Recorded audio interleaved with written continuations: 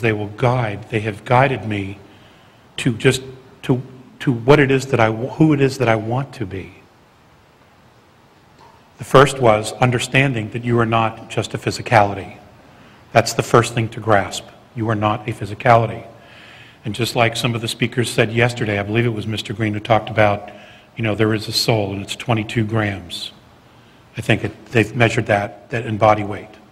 That is really who you are.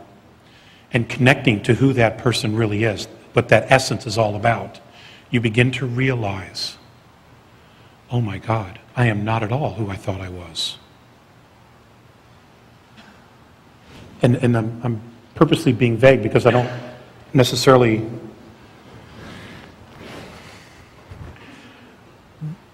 want to tell you who I am, other than to say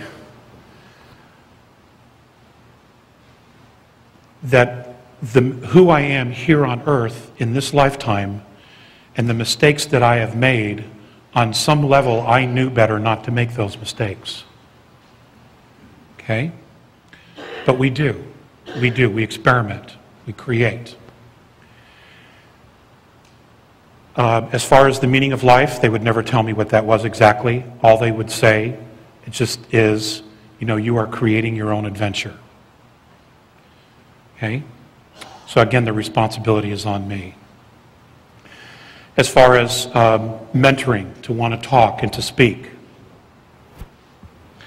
the idea was to just keep it very, very simple. To just share their perspectives and let the people do whatever they wanted with it. And it doesn't matter whether anyone believes it or not. People know truth. People know bullshit. Eventually it all comes to the surface. It has to. Because all of you are just like me. You all know better. You know what's real. It's just a question of detaching ourselves from our addiction to physicality. And that's what it is now. It's become an addiction because the focus is on the physicality. We're not objective anymore. As a soul, when you have an out-of-body experience and you detach from your physical form, you are completely objective. You have a 360-degree peripheral view. Okay? And that's because you're objective. You're not addicted. You're not stuck in the body or addicted to the body. And that's the part that they have been working on with me the most, is to actually feel and know that essence of myself as much as possible. So when we talk about mentoring, the mentoring is to get us from where we are here to self-empowerment. That's what I'm talking about. Once we have achieved self-empowerment, and it won't take long, folks. It really won't take long. We will know exactly what to do because we are spiritual beings. We are eternal. There is no age to us.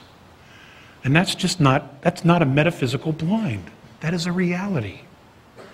So the mentoring is to help us move out of our addiction to physicality into full power as spiritual beings.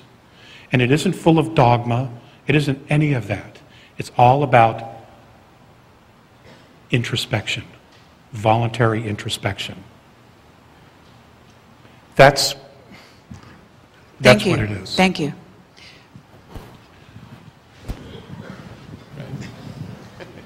Hi, Mr. Collier. Thanks for being here today. I wanted to ask you something about something you mentioned in your interview before.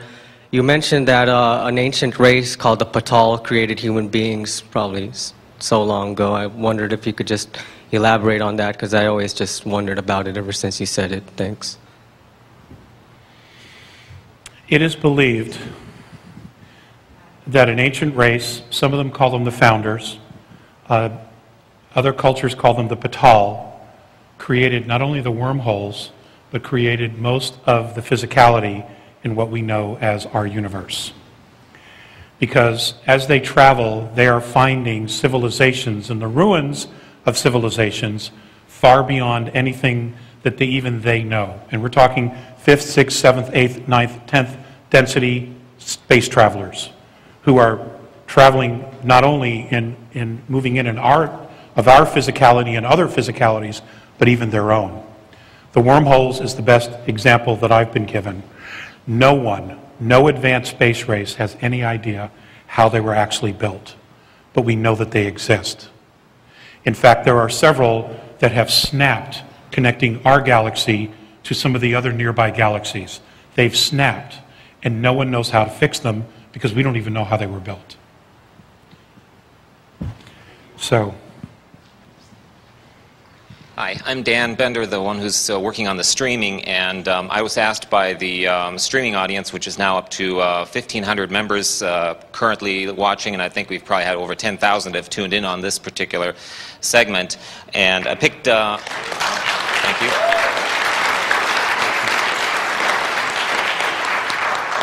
I've kind of picked 3 quick questions, hopefully they're quick, that I was asked to pass on. They're randomly chosen, so they may not be the best ones we've got out there, but what the heck. One of the first ones was, what free energy devices do you know about? One I know of is magnetic. It's essentially was invented by a gentleman in Tennessee that was just a bit larger than a shoebox. And it was generated by magnetics. And it had an engine inside of it, and it spun. Once you started it, it would power a home completely independent no matter where it was.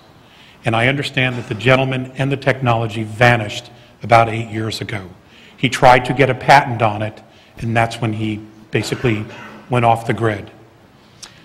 Okay, next question. Because he demonstrated that technology. I just wanted to finish. Okay. He actually demonstrated that technology. Okay. And that he had began building that technology back in 1976.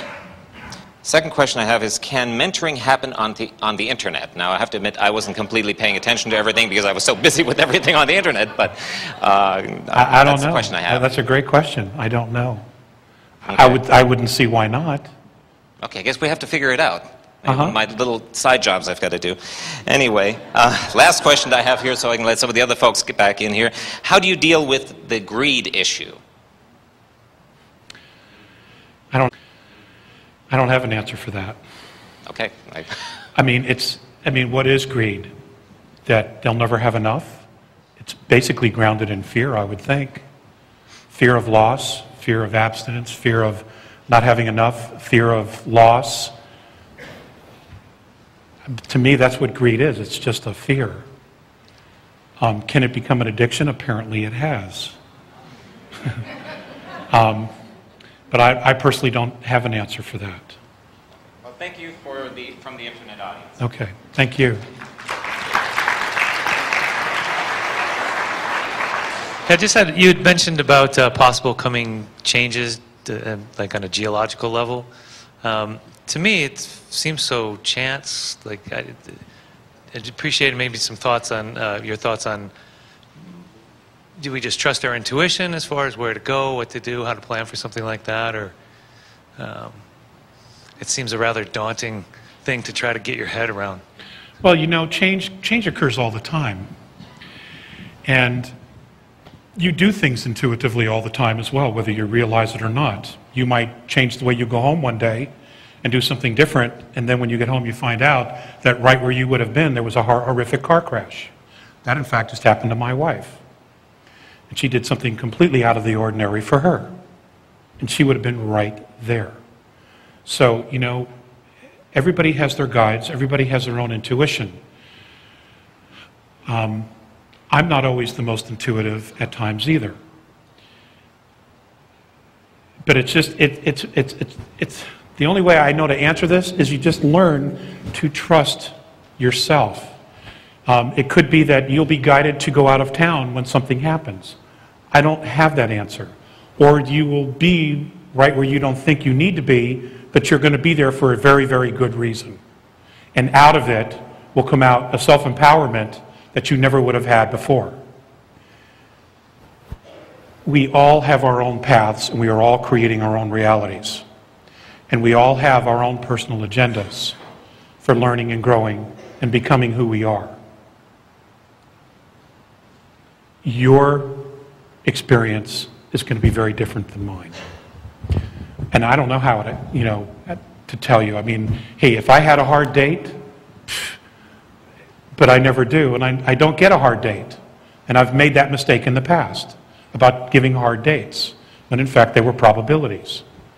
So the fact is, I don't know either. But you just have to trust that you will be exactly where you need to be when you need to be there. And I know that, that's kind of a foo-foo, la-di-la answer, but I don't, that's my own experience as well, that I just have to pray and hope that, have faith that I'll be exactly where I need to be. I appreciate that. That's pretty much how my take on it, and I just wanted to kind of see what your thoughts were on that, because to try to take it from a mental perspective and plan and get out maps and seems a little absurd to me, and that's kind of going the other direction in the trusting the flow of life. So I appreciate that answer. Exactly, and personally, I wrestle with that all the time. I try to have backup plan to backup plan to backup plan to backup plan, and I spend all this energy doing this, and it goes completely a different direction. So. How you doing? Thank you so for being here. I just had a question.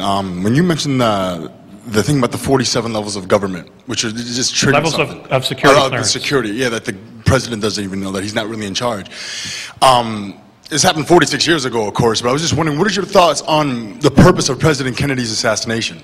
I just was curious about that, if you had, wondering. No, don't be sorry. Don't be sorry. I just, ooh, man.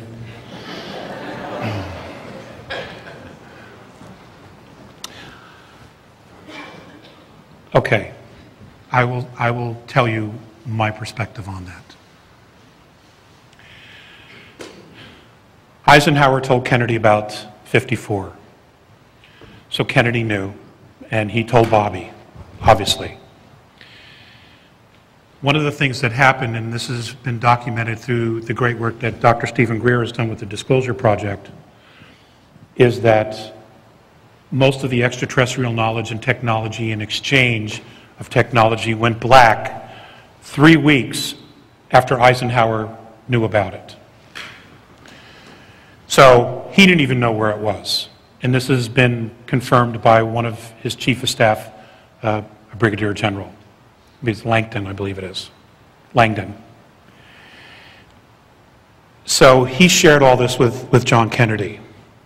And apparently where they felt the hub of the loss of where this technology had gone and how far it went black was something called the Special Operations Coordinating Group, which is part of the National Security Council.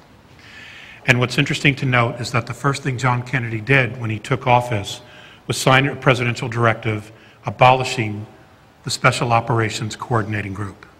Now, no one knows exactly who they are, but they're not only connected to the intelligence, but also to all the black programs, to the secret space program, and everything else.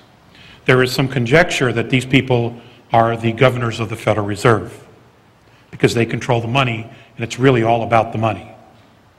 That's conjecture, though. I don't know for a fact. But what's interesting to note is that they had connections everywhere, to everything, because all the intelligence from above would come to them, and then they would decide which information the president was supposed to get. Again, those layers of security clearances. What's interesting to note is after the assassination, the very first thing Johnson did when he got back into the White House was recreate the Special Operations Coordinating Group, now known as Special Group, in the National Security Council. That's my take on it. That's awesome. But that time during the 60s, of course, there's like 4 more. Are they all like just kind of series of random events, or are they all different, like, King and Bobby and, are they just all random occurrences of lone nuts, like, James Earl Ray and all those guys in Surin, or are they just a part of that whole thing? I think that there are programs that overlap all the actions that occur in each country. Yes, there are some lone nuts or individuals that do things. But there's also at the same time an overwhelming amount of evidence